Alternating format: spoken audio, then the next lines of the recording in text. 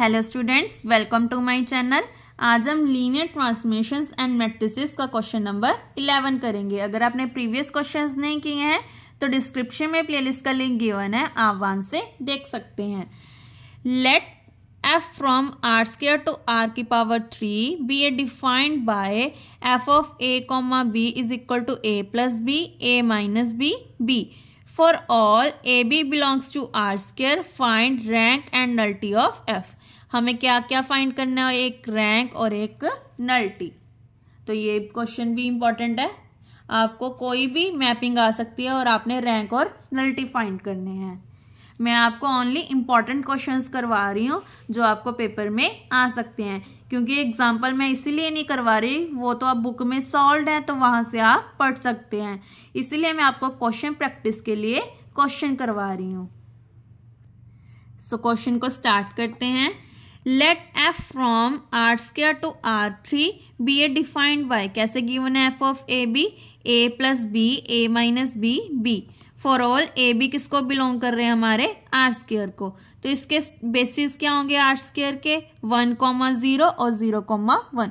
देखो अब देखकर ही पता चल रहा है कि इसके स्टैंडर्ड बेसिस क्या होंगे। अगर यहाँ पे आर की पावर 3 होते तो क्या होते, 1,0, 0,1,0।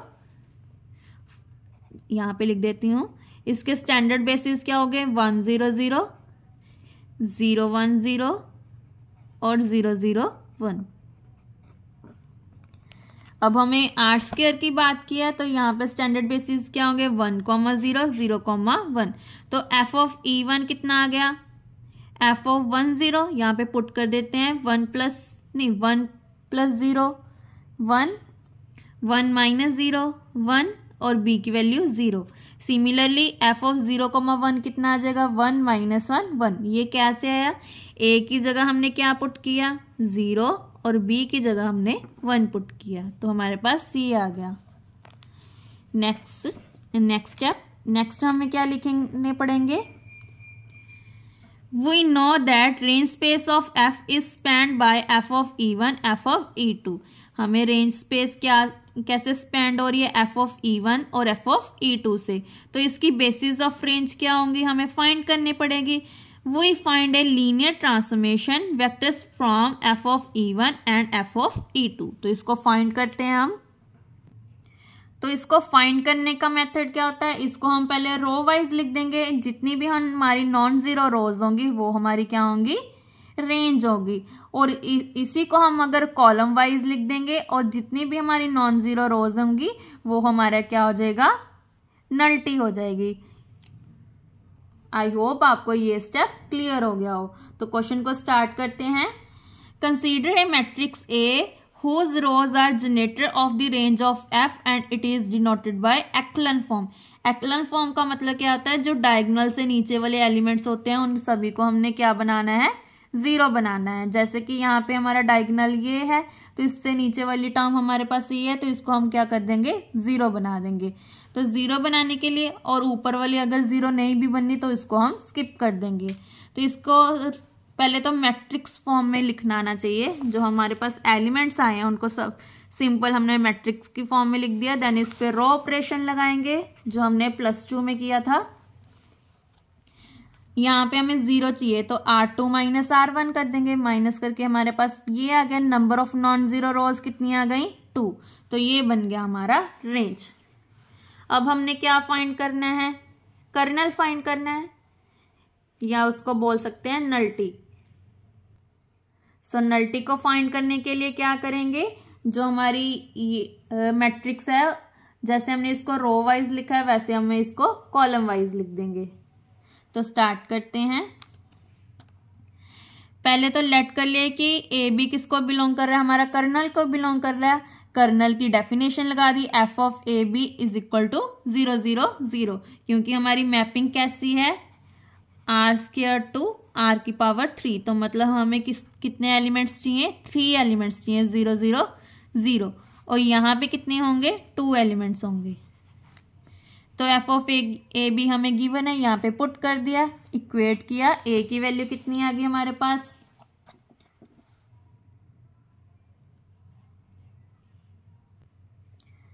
देखो ए की वैल्यू क्या आएगी, a minus B equal to 0, then यहाँ से क्या आ गया, a is equal to B, a is equal to B आ गया।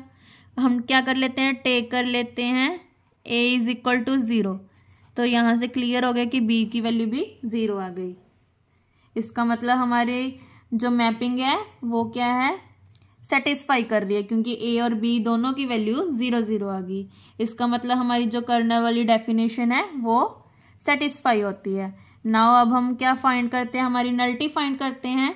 To find a basis of null space of f is equivalent to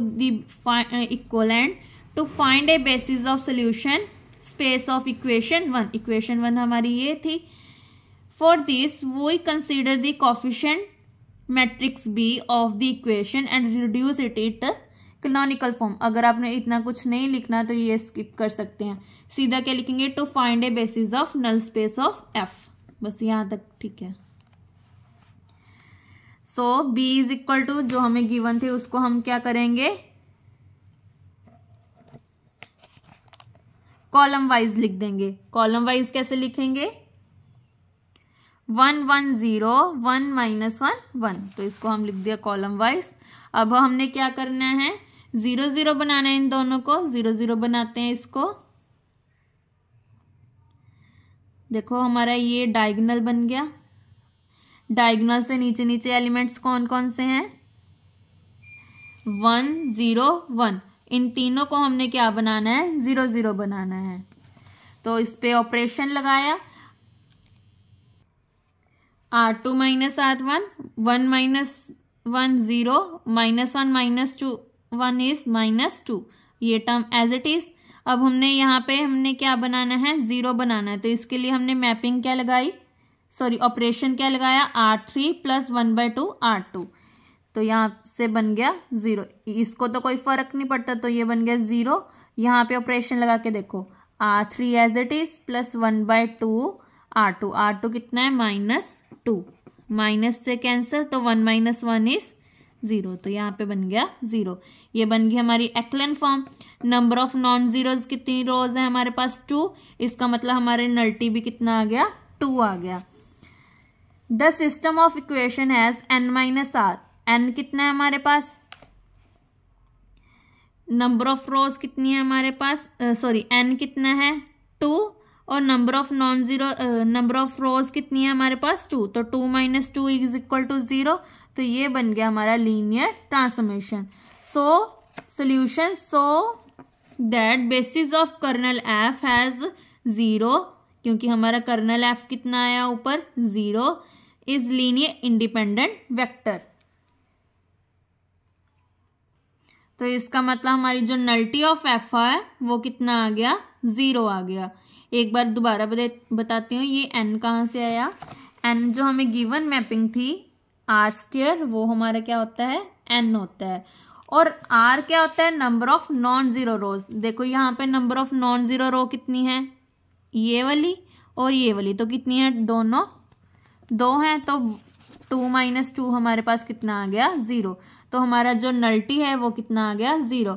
और ऊपर रैंक कितना आया था हमारे पास, रैंक हमने निकाला था तो कितना आया था, 2, या इसको हम बोल सकते हैं dimension of image of F। और नल्टी को हम क्या बोलते हैं, kernel, dimension of kernel of F is equal to 0। तो रैंक नल्टी थ्योरम लगा दी, दोनों को प्लस कर दिया, तो ये हमारे आ गया डिमेंशन ऑफ R² या डिमेंशन ऑफ V। बस ये स्टेप तो करने की ज़रूरत नहीं है, क्योंकि हमें रैंक और नल्टी की वैल्यू पूछी थी, तो रैंक आ गया हमारे पास 2 और नल्टी हमारे पास आ गई 0। तो इसी के साथ हमारा क्वेश्चन 11 कंप्लीट होता है। ये थोड़ा मेथड लॉन्ग है, तो इसको आपने अच्छे से प्रैक्टिस कर लेनी है। और अगर आपको किसी भी स्टेप में डाउट हो तो आप मुझे कमेंट करके भी पूछ सकते हैं। नेक्स्ट क्वेश्चन नंबर 12 जो हम नेक्स्ट वीडियो में करेंगे, ये भी सेम है जैसे हमने ये वाला क्वेश्चन किया है।